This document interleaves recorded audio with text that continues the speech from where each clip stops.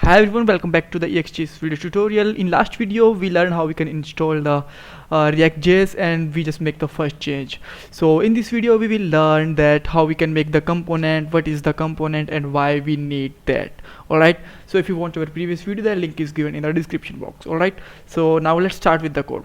So first question is that what is the component? So let's say you have a bunch of code that you want to reuse it many times.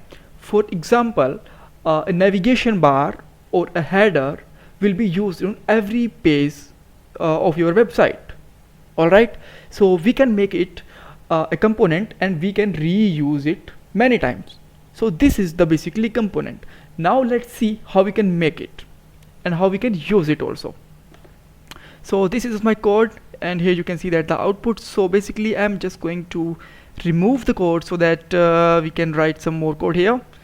Alright, so this is my code here, and when I just see that there is nothing to see, so here I'm just going to make a function, and let's say my function name is nav.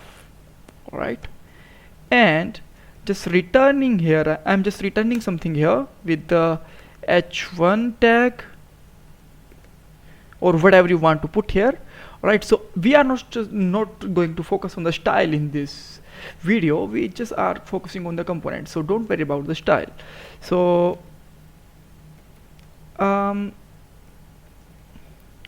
navigation will be here.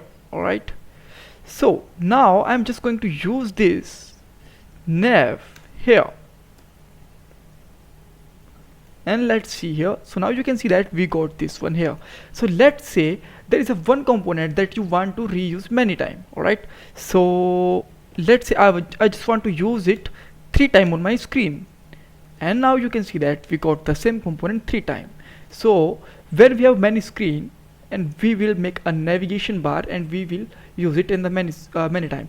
So this is how we can make the component on the same screen. So let's say you want to make the component on the another page, and how you can do that. Alright, so for that I'm just going to copy this code so that I can save the time, and I'm just going to make code here, one more file with the nav.js. Just paste this code here. I don't need many things here, so I just remove this, and I just remove this code also here. Alright, so I'm just going to export default here nav. Alright, because this is here. Now in this file I'm just going to write here import from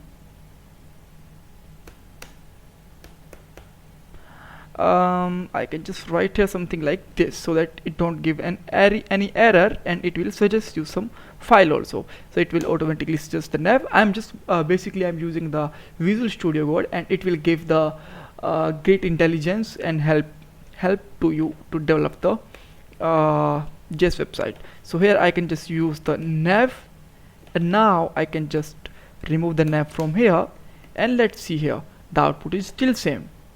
If you want to just see some changes, you can write here navigation from another page.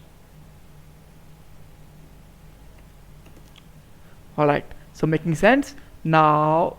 This is fantastic. So thanks for watching this video. In next video we will learn something new, so stay with touch. Don't forget to subscribe our channel.